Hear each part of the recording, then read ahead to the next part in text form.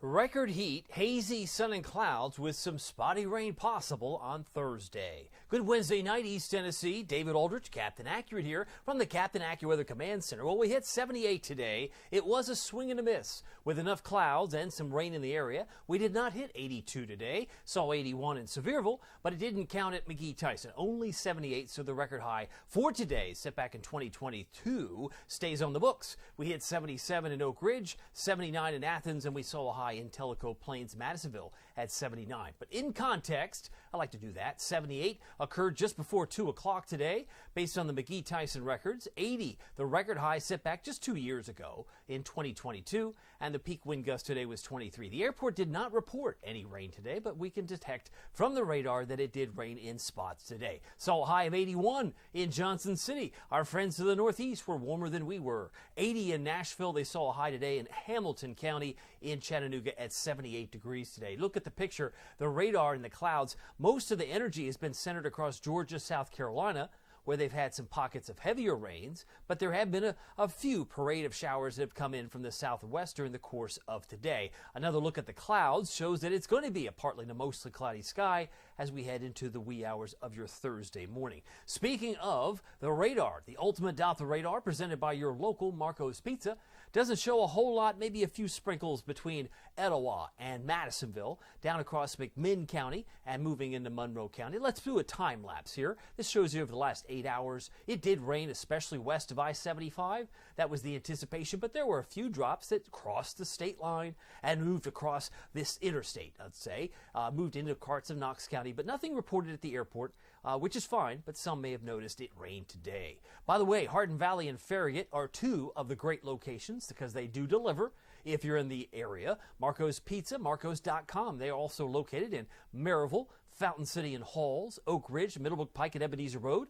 They give back a lot to the community, whether it be No Kid Hungry or East Tennessee Children's Hospital. They are very nice community partners. They give back to the local community, and they have a great pizza that's magnificent for less than $10. Maybe you would like a little bit extra. Maybe you would like a little bit more than just the pepperoni. May I suggest the deluxe? I'm a big fan of the deluxe. That's throwing on some Italian sausage. Oh, that sounds so good right now. Mushrooms, green peppers and onions, the original sauce, and the signature 3 cheeses. You can't go wrong there. The deluxe is an awesome option. You could get all meat. You could get a garden pizza. Go to Marcos.com. I think you'll be impressed with their selection items. By the way, as we look at the rain across parts of Georgia, South Carolina, you said they're getting some heavy rain. Yeah, they've got some flash flood warnings. That's how heavy it is in those burgundy polygons on the right southwest of the screen there. And then you can see southeast, and then you can see it's snowing back in Denver. Back across the Rockies, they're getting some winter weather as it's significantly colder out in the west. And the question is, when will that arrive here? First, though, let's get to the big item, the big game against Mississippi State. I know some are already skipping ahead. They're mentally on Georgia. Let's focus on Georgia for the following week, but you got to play every game one at a time. And since Sunday, when my eyes were on the forecast, I've had no rain for the game. You're the only one that's been calling for no rain since Sunday. I know. My premium members know this because I told them specifically, and then I shared it with you on Tuesday morning. I said I don't expect any rain. I expect increasing clouds. That's a very expectable outcome. But we should be in the mid-60s. I'd lowered it from 67 to 65 for kickoff. We're still in the low 60s by the end of the fourth quarter. But Mississippi State, to be fair, they're 2 wins, 7 losses. They are likely to lose to our Vols on Saturday evening. This is a 7 o'clock start on the SEC network. By the way, the Captain Accurate Weather app with Pete Michaels Traffic. Did I mention it's with Pete Michaels Traffic? That makes it extra local. You got to hand it to the app. All that on the app. But you're getting now 10 days instead of a 7-day. You mean you're given a 10-day forecast for no extra charge? That's exactly right. Not a single extra charge. The app is still free. You can get 48 hours of hour-by-hour data, 2 days worth, improved satellite mapping, power outages, air quality alerts, drought monitor. Oh my goodness. I mean, what does this app not have? That's the better question. It's got it all, and it's all ready to go. All you have to do is download it on the iPad or Android or your iPhone. But it can be found by the power outages, by county or by state. This is what it looks like when you look and highlight the states. And the drought monitor, which comes out tomorrow morning, It comes out weekly. Every Thursday morning, you'll be able to access that when you download the update if you have the app already. Now, fall we know is here, but winter is just knocking on the door. It'll be here before you know it. I want to encourage you to download or subscribe, better is the way to say it. Subscribe to my Facebook page because if you do, you become a premium member and you get access to my video that lasts over 15 minutes. It's a very detailed look of when winter is likely to start, how much winter you're going to get, and how much longer winter will last. All these goodies are answered in my 15-minute video. I would encourage you. It's only $4.99 a month. That's 16 cents a day. It's a super bargain. Best bargain in East Tennessee weather, if you ask me. Now, global simulated radar. We're watching Raphael, who has now become a major hurricane, but now down to a Cat 2 now. It was a Category 3 when it slammed into western Cuba this afternoon around 3, 4 o'clock Eastern. But there's where the track shows it been, where it's been in the white broken line there. But now it's moving north, the center of it, north of western Cuba, and it's going to pass by Key West. Key West is there on the right side of your screen. It will stay out of harm's way from Miami, but it will be turning a hard left here.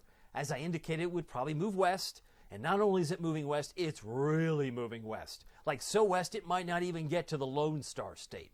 Where do you think it would go? At this rate, probably back to Mexico, south of Corpus Christi. Can you imagine? Who expected that? I said it's going to head west, but it's going to exceed even my expectations of how west it'll go, which means we are not likely, we in East Tennessee, are not likely to receive any beneficial rains from Raphael. This will be mainly for, hit Cuba with 4 to 7 inches, isolated 10 inches of rain, but it could very well slam into Mexico or near Corpus Christi before the week is through. We'll be keeping an eye on that. That's into early next weekend, Monday, Saturday, Sunday, Monday, in that larger cone because it's still uncertain.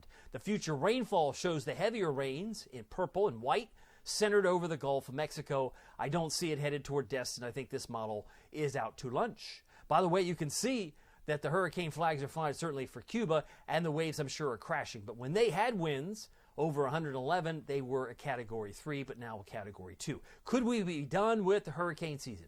Probably by the 15th.